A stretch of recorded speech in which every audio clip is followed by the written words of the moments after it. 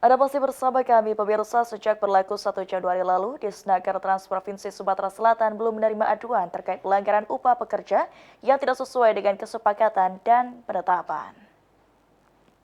Itu tuh apa? Gak mungkin lah kami nak tercogok. Iya. Sejak berlaku 1 Januari, belum ada aduan dari buruh maupun pekerja terkait pendapatan upah yang tidak sesuai ketentuan diterima oleh Disnaker Trans Sumsel.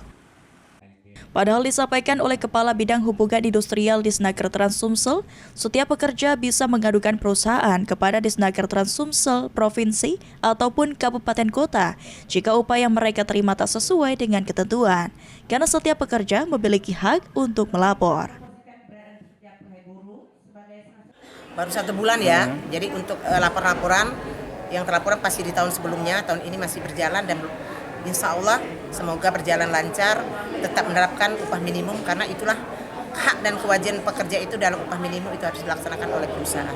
Berarti sampai sekarang belum ada laporan? Belum kalau soal masalah upah minimum belum ada untuk tahun 2026 ya, karena ini kan baru 1 bulan.